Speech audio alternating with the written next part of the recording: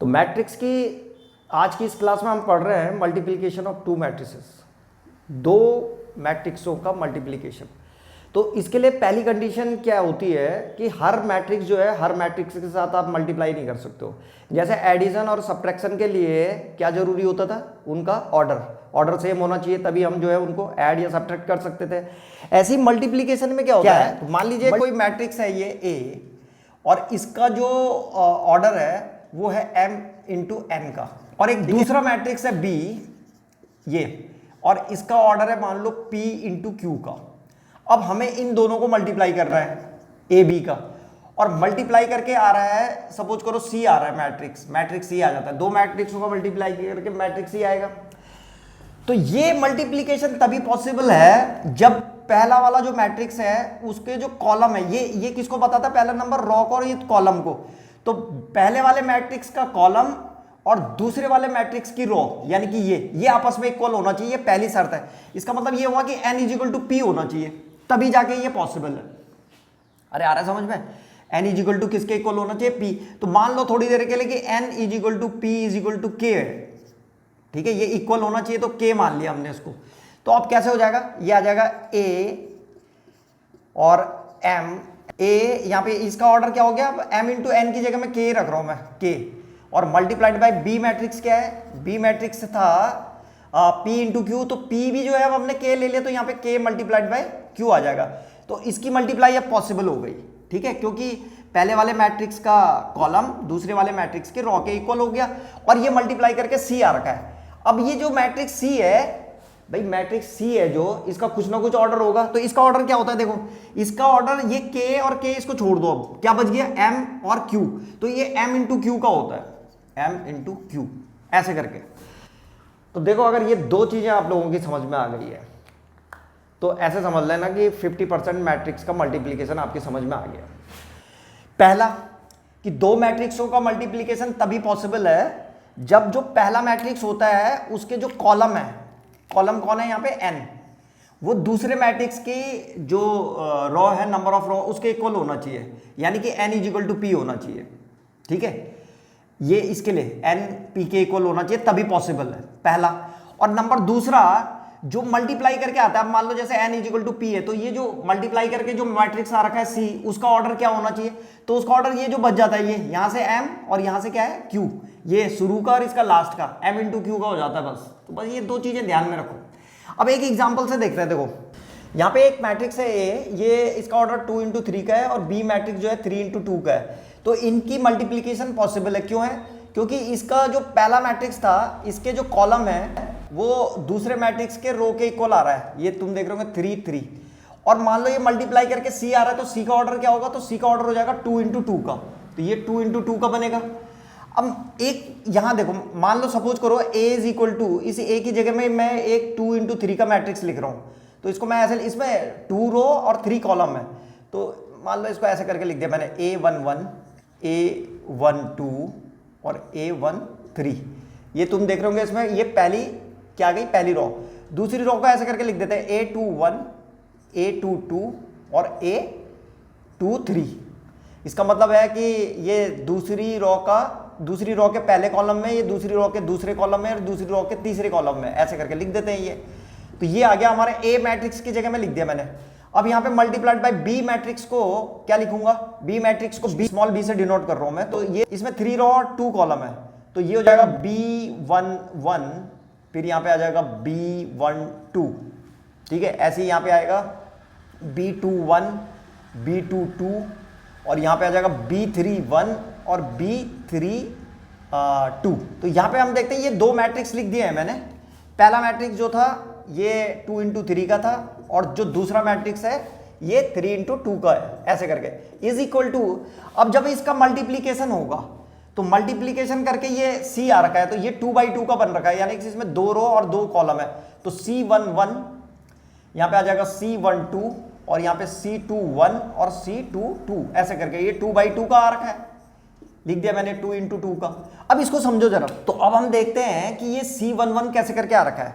तो देखो यहाँ पे लिख दिया मैंने c11, तो c11 कैसे करके आया होगा, तो इसी से पता चल जाता है। c1 का मतलब हो गया कि जो पहला वाला मैट्रिक्स है उसकी रो और ये कॉलम को दिखाता है दूसरा वाला, तो दूसरे वाले मैट्रिक्स के कॉलम को मल्टीप्लाई करके आया है, ठीक है। तो ये पहली रो है, ठीक है, R1, और ये जो है पहला कॉलम है इसका C1, इन दोनों को मल्टीप्लाई करके आ रखा है C11, ठीक है भाई, पहली रो और दूसरे वाले मैट्रिक्स का पहला कॉलम। तो करो मल्टीप्लाई, कैसे करेंगे, A11 की मल्टीप्लाई हो रही है B11 के साथ, तो A11 और मल्टीप्लाइड बाय B11, फिर A12 की मल्टीप्लाई B21 से हो जाएगी, तो यहाँ पे प्लस का साइन लगा देंगे, और A12 मल्टीप्लाइड बाय B21, तो B2 और 1। ऐसी A13 की मल्टीप्लाई किससे हो जाएगी, B31 से, तो प्लस का साइन लगाएंगे, और A13 मल्टीप्लाइड बाय B31, ऐसे करके। तो ऐसे करके जो है ये C11 आ रखा है। अब देखो C12 कैसे करके आया होगा, यहां पे लिख रहा हूं मैं C12 कैसे करके निकला होगा, तो इसका मतलब ये हुआ कि ये जो पहला मैट्रिक्स है उसके फर्स्ट रो और ये दूसरे वाले मैट्रिक्स का दूसरा कॉलम, तो फर्स्ट रो ये है और दूसरा कॉलम ये, इनको मल्टीप्लाई करके आया होगा। तो जैसे A11 की मल्टीप्लाई किससे हो जाएगी, B12 से, तो A11 मल्टीप्लाइड बाई B12, फिर यहाँ पे प्लस का साइन लगाओ। A12 की मल्टीप्लाई किससे हो जाएगी, B22 से, तो A12 मल्टीप्लाइड बाई B22, ऐसी प्लस का साइन लगा करके A13 की मल्टीप्लाई किससे हो जाएगी, B32 से, तो A13 और मल्टीप्लाइड बाय B32, ऐसे करके आ रखा है। ऐसे ही जो है C21 को भी निकाला जा सकता है, यहां पे निकाल रहा हूं मैं C21 का मतलब हो गया है कि जो पहला मैट्रिक्स है उसकी दूसरी रो, तो ये दूसरी रो ये वाली है, अब दूसरी रो, और 1 का मतलब यहां से पहला कॉलम लेना है। तो करो दूसरी रो और पहले कॉलम को मल्टीप्लाई करो, तो A21 की मल्टीप्लाई किससे हो जाएगी, B11 से, तो A21 और मल्टीप्लाइड बाय B11, फिर प्लस का साइन लगेगा। A22 की इंटू किससे हो जाएगी, B21 से, तो A22 और मल्टीप्लाइड बाय B21, ऐसे ही जो है A23 की मल्टीप्लाई किससे हो जाएगी, B31 से, तो प्लस का साइन लगाएंगे यहाँ पे, और A23 और मल्टीप्लाइड बाय B31, तो मल्टीप्लाइड बाय B31 हो गया, ऐसे करके। तो ये जो है क्या आ गया हमारे पास, C21 भी आ गया। ऐसे ही हम जो है किसको निकाल सकते हैं, C22 को। C22 का मतलब क्या हो गया, यहाँ पे निकाल देते हैं C22 को। C22 का मतलब हो गया कि पहले जो मैट्रिक्स है उसका दूसरी वाली रो, सेकेंड रो और second column, second row second column, तो सेकेंड रो और सेकेंड कॉलम ये है। C22 का मतलब ये हो गया। तो सेकेंड रो यहाँ से शुरू कर देते हैं इसको, ये आ जाएगा यहाँ पे, हम सबसे पहले A21 और यहाँ से B12, ये है ना सेकेंड रो सेकेंड कॉलम, तो A21 multiplied by B12 multiplied by B12, तो यहाँ पे प्लस का साइन लगाएंगे, और अब A22 की इंटू किससे होगी, A22 की इंटू हो जाएगी किससे, B22 से, तो A22 और मल्टीप्लाइड बाई B22, और उसके बाद फिर से प्लस का साइन लगाएंगे यहाँ पे, और अब हमारे पास क्या है, A23 की किससे हो जाएगी, B32 से, तो A23 मल्टीप्लाइड बाई B23, तो इस तरह से जो है C22 भी आ जाएगा, ये C22 आ गया। तो इस तरह से मल्टीप्लाई कर लेते हैं। देखो इसको और अच्छी तरीके से समझते हैं। मान लो थोड़ी देर के लिए कि ये A11, इनकी वैल्यूज लिख रहा हूं मैं। मान लीजिए A11 जो है 2 है, A2 ये जो है 3 था, ये जो है 4 है, ये सपोज करो ये 1 है, और ये फिर से 2 है, और ये मान लो 3 है, ऐसे करके नंबर लिख दिए मैंने इस बार। यहाँ पे इसको B11 को भी कुछ ले लेते हैं। मान लो B11 जो है 6 है, ये 2 है, ये वाला 1 है, ये B31, ठीक है। ऐसे ही ये मान लो 4 है, ये 5 है, और ये 3 है। अब ये नंबर लिख दिए मैंने। अब इनकी मल्टीप्लाई कैसे करके करेंगे, अगर फिर से हमें ये चाहिए मैट्रिक्स मल्टीप्लाई करके क्या आ रहा है, तो C11 की वैल्यू क्या आएगी। तो अब देखो शुरू करते हैं। यहाँ पे A11 की जगह में क्या है, 2, तो यहाँ पे आना था 2 मल्टीप्लाइड बाई B11 की जगह में क्या है, B11 6 है, तो मल्टीप्लाइड बाई 6, बीच में प्लस का साइन है, प्लस का साइन लगाओ। A12 कितना हो गया, 3, यहाँ पे 3 मल्टीप्लाइड बाई B21 कितना है, 2, तो यहाँ पे 2 लिख देंगे। फिर यहाँ पे प्लस का साइन है, प्लस का साइन लगाओ। A13 4 है, यहाँ पे लिखेंगे 4, और B31, तो B31 कितना है, 1, तो मल्टीप्लाइड बाई 1, ऐसे करके लिख देंगे इसको। जब हम इसको सॉल्व करेंगे तो कितना आ रहा है, ये 2 6 कितना होता है, 12, तो यहाँ पे आ जाएगा 12, प्लस यहाँ पे 3 2 कितना होता है, 6, यहाँ पे आ जाएगा 6, और प्लस 4 1 कितना हो गया, 4, तो कितना हो गया 12 प्लस 6 कितना हो गया 18, और 18 और 4 22। तो ये जो वैल्यू आ रही है इसकी ये आ गई इक्वल टू 22। तो C11 की जगह में 22 आ गया। अब मान लो C12 निकालना था हमें, C12 कैसे करके निकलेगा, तो C12 में A11 क्या है 2 मल्टीप्लाइड बाय B12, तो B12 ये है 4, तो 2 की मल्टीप्लाई 4 के साथ होगी, तो यहाँ पे लिख देता हूँ मैं, ये हो जाए 2 मल्टीप्लाइड बाय 4, ऐसे प्लस का साइन है, प्लस का साइन लगाओ। A12 कितना है 3 की मल्टीप्लाई किसके साथ हो जाएगी B22 के साथ, तो 3 मल्टीप्लाइड बाय 5, तो यहाँ पे लिख देंगे 3 मल्टीप्लाइड बाय 5, ऐसे प्लस का साइन लगाओ यहाँ पे। और A13 ये है, A13 कितना है 4, यहाँ पे लिखेंगे 4 और मल्टीप्लाइड बाय B32 तुम देख रहे हो यहाँ पे 3 है, तो मल्टीप्लाइड बाय 3 हो जाएगा ये, तो कितना आ जाएगा ये 2 4 जा 8 प्लस 3 5 जा 15 प्लस 4 3 जा 12, और इन सबको ऐड कर दो, तो 12 प्लस 8 कितना होता है 20, और 35 आ गया ये इज इक्वल टू 35, तो ये हमारे पास अब 35 आ गया, इसकी वैल्यू आ गई 35। तो ऐसे करके हमने C12 निकाल दिया। ऐसी जो है C21 और C22 को भी निकाला जा सकता है। C21 में क्या हो रहा है, इस ये सेकंड रॉ की मल्टीप्लाई फर्स्ट कॉलम से हो रही है दूसरे वाले मैट्रिक्स के, तो यहाँ पे ये A21 की मल्टीप्लाई किससे हुई थी B11 से 6 के साथ, तो 1 मल्टीप्लाइड बाय 6 हो गया था ये, फिर प्लस A22 जो है 2 है, इसकी मल्टीप्लाई B21 से हो गई, तो मल्टीप्लाइड बाय 2 हो गया ये, ऐसी प्लस का साइन है। फिर A23 जो है यहाँ पे क्या है 3 की मल्टीप्लाई जो है किससे हो गई, इसके B31 से कितना है ये 1, ऐसे करके आ गया। अब इनको मल्टीप्लाई करेंगे तो 6 1 जा 6 प्लस 2 2 जा 4, और कितना हो जाएगा प्लस 3। इन सबको अगर हम ऐड करेंगे तो कितना आ रहा है 6 प्लस 4 10 और 13 आ गया, तो C21 जो है ये 13 आ गया, यहाँ पे 13 लिख देंगे। अब ऐसे ही जो है हम इसको निकाल सकते हैं, किसको C22 को। C22 का मतलब हो गया कि आपको सेकंड रॉ को सेकंड कॉलम के साथ मल्टीप्लाई करना है, तो ये लिखा हुआ है मैंने यहाँ पे A21 कितना है 1, तो यहाँ पे लिखो 1 मल्टीप्लाइड बाय B12, तो B12 जो है 4 है, तो यहाँ पे लिख देंगे 4 प्लस ऐसी A22 कितना है, A22 है हमारे पास ये 2, तो यहाँ पे लिखेंगे 2 मल्टीप्लाइड बाय B22, तो B22 5 है, यहाँ पे 5 आ जाएगा, प्लस A23 3 है, तो 3 की मल्टीप्लाई जो है B32 से हो रही है, तो 3 से ही हो जाएगी इसकी इंटू, तो ये हो जाएगा 3 इंटू 3, तो यहाँ पे आएगा 4, यहाँ पे आ जाएगा 10, और यहाँ पे आ जाएगा 3 3 जा 9, ऐसे करके, और इन सबको ऐड कर दो, तो ऐड करके ये आ जाएगा 23, कितना आ गया, तो ये जो है 23 है। इस तरह से जो है मल्टीप्लाई कर सकते हैं हम आराम से। तो इस पैटर्न को अगर ध्यान रखोगे तो किसी भी मैट्रिक्स की मल्टीप्लाई कर सकते हो, चाहे वो कैसा भी हो, बस उसकी इंटू होनी चाहिए, तो इस तरीके से हम मल्टीप्लाई कर सकते हैं। देखो ये मैट्रिक्स था, इसकी हमने मल्टीप्लाई करी थी 2 3 4 और 1 2 3, ये पहला मैट्रिक्स था, और दूसरा मैट्रिक्स ये था 6 2 1 और 4 5 3, और ये उसका आंसर आ रखे थे। तो तुम लोग जैसे कभी भी किसी भी मैट्रिक्स को मल्टीप्लाई करना हो तो सबसे पहले ये लिख लिया करो कि ये किस ऑर्डर का मल्टीप्लिकेशन करके क्या आएगा। तो ये 2 इंटू 3 था, ये 3 इंटू 2 है, तो पहले यहाँ से पता चलता है अच्छा ये मैच कर रहे हैं, 3 3 है। पहले वाले मैट्रिक्स का जो कॉलम है वो दूसरे वाले मैट्रिक्स के रॉ के इक्वल आ रहे हैं, तो इसका मतलब ये मल्टीप्लाई हो सकती है, तो इनको हटा दो।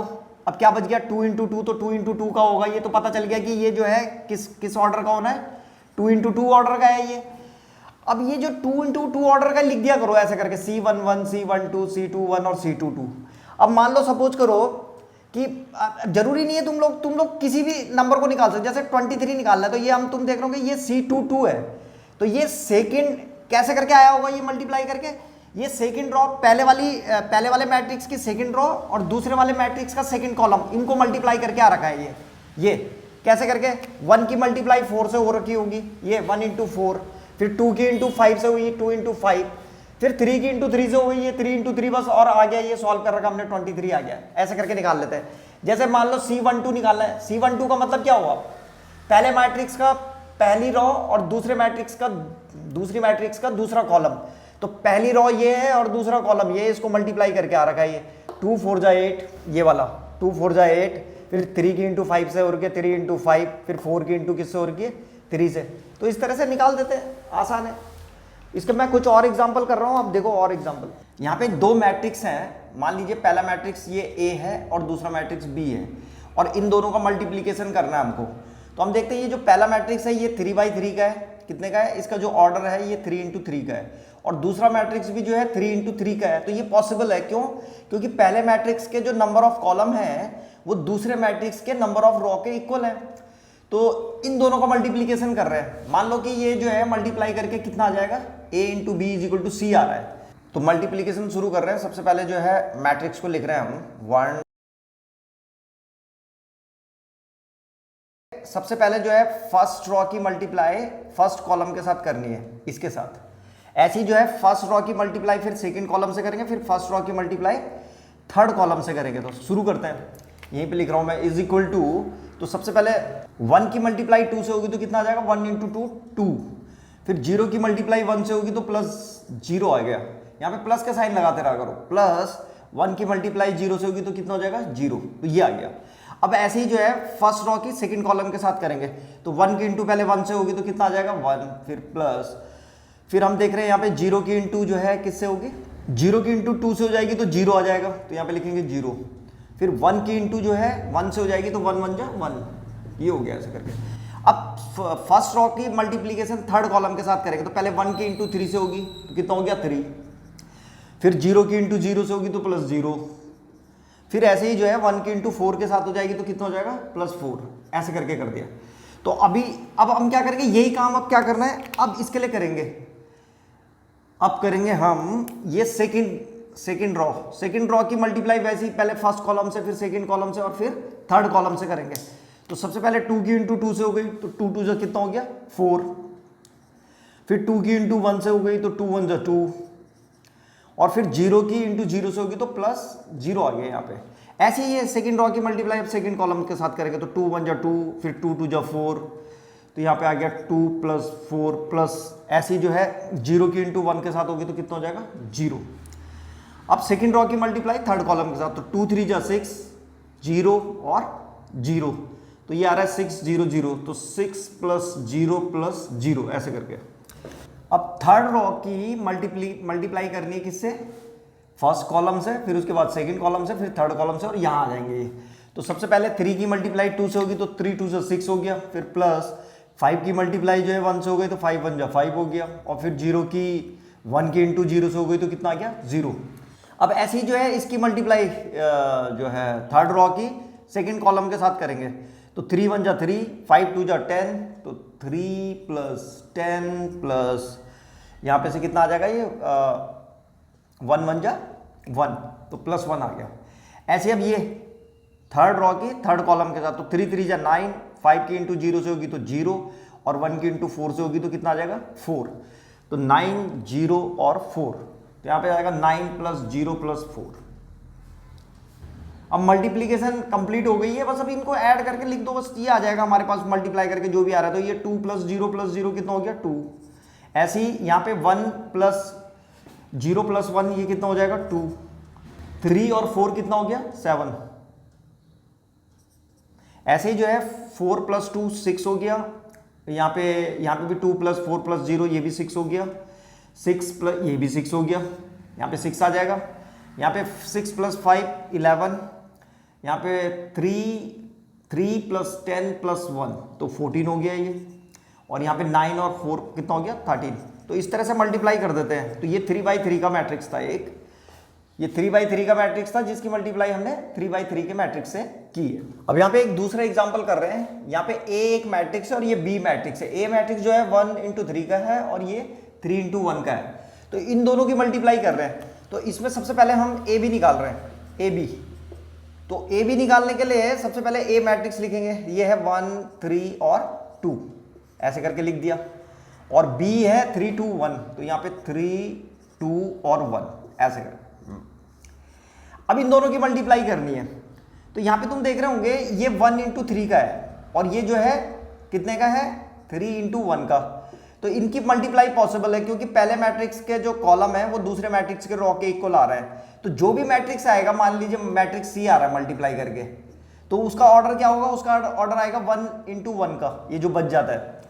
तो ये यानी कि इसमें केवल एक एलिमेंट होगा, आ रहा समझ में? तो इसकी मल्टीप्लाई कर रहे हैं, देखो कैसे, ये फर्स्ट रॉ है और फर्स्ट रॉ की मल्टीप्लाई जो है फर्स्ट कॉलम के साथ हो जाएगी इसकी। तो ए भी आ जाएगा हमारे पास, तो ये हो जाएगा 1 की इंटू पहले 3 से होगी तो 1 इंटू 3 3 हो गया, फिर 3 की 2 से हो जाएगी तो कितना हो गया +6, फिर 2 की 1 से हो गई तो +2, बस ये आ गया सॉल्व होकर के मैट्रिक्स। तो ये आ जाएगा हमारे पास 3 6 कितना हो गया 9 और 2 11, ऐसे करके आ गया ये। तो ये केवल 1 बाई 1 का मैट्रिक्स आएगा। अच्छा, अगर हमको b इंटू ए करना होता, यहां पे देखो जरा, मान लीजिए अब हम b इंटू ए निकाल रहे हैं, या बी ए, इसको बी ए भी लिख सकते हैं ऐसे करके, b इंटू ए लिखो चाहे बी ए लिखो। तो b इंटू ए में सबसे पहले b को लिखेंगे, तो b क्या हो जाएगा 3 2 और 1, और a क्या है 1 3 2, तो यहां पे ये आ जाएगा हमारे पास 1 3 और 2। तो हम देखते हैं जो हमारा पहला मैट्रिक्स है अब वो जो है 1 2 3, यानी कि 3 इंटू 1 का है, और ये जो है 1 इंटू 3 का है। तो फिर से इनकी मल्टीप्लीकेशन पॉसिबल है, क्योंकि जो पहला मैट्रिक्स है उसके जो नंबर ऑफ कॉलम है वो दूसरे मैट्रिक्स के रॉ के इक्वल आ रहे हैं, और ये बन के कैसे आएगा, जो भी मैट्रिक्स आएगा मल्टीप्लाई करके उसका ऑर्डर 3 बाई 3 का होगा। तो पहले ही पता चल जाता है कि ऑर्डर जो है, अब पता चलना भी चाहिए। तो इसका मतलब इसमें 3 रॉ और 3 कॉलम होंगे। तो शुरू करते हैं मल्टीप्लाई, कैसे होगी मल्टीप्लाई। सबसे पहले ये फर्स्ट रॉ है, फर्स्ट रॉ की मल्टीप्लाई फर्स्ट कॉलम से होगी, तो कितना हो जाएगा 3 इंटू 1, तो ये आ जाएगा 3। ऐसे ही अब फर्स्ट रॉ की सेकंड कॉलम के साथ होगी, तो सेकंड कॉलम ऐसे में देखो, ये फर्स्ट रॉ है, पहले फर्स्ट रॉ की मल्टीप्लाई किससे होगी, फर्स्ट कॉलम से, फिर सेकंड कॉलम से, फिर थर्ड कॉलम से, तो हो गई ये पहले वाले के साथ हो गई 3 1 जा 3।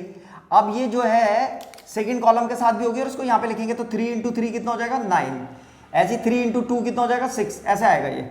अब ऐसी सेकंड रॉ की फर्स्ट कॉलम के साथ, फिर सेकंड कॉलम के साथ, फिर थर्ड कॉलम के साथ, तो 2 1 जा 2, फिर यहाँ पे आ जाएगा 2 3 जा 6, और फिर यहाँ पे आ जाएगा 2 2 जा 4। ऐसे ही अब थर्ड वाले की करेंगे, तो 1 की इंटू 1 से होगी, पहले 1 1 जा 1, फिर 1 3 जा 3, और 1 2 जा 2। तो यहाँ पे तुम देख रहे होगे ये 3 बाई 3 का तैयार हो गया एक मैट्रिक्स। तो ये मल्टीप्लाई जो है मल्टीप्लाई आ गई किसकी, बी और ए की। तो तुम देख रहे होंगे यहाँ पे जब हमने ए बी करा था तो 1 इंटू 1 का मैट्रिक्स आया, और जब हमने बी ए करा तो 3 इंटू 3 का मैट्रिक्स आया। अभी हमने पढ़ा था पहले कि जो मैट्रिक्स होता है उसका जो मल्टीप्लीकेशन होता है वो कम्यूटेटिव लॉ को फॉलो नहीं करता, यानी कि A B is not equal to B A.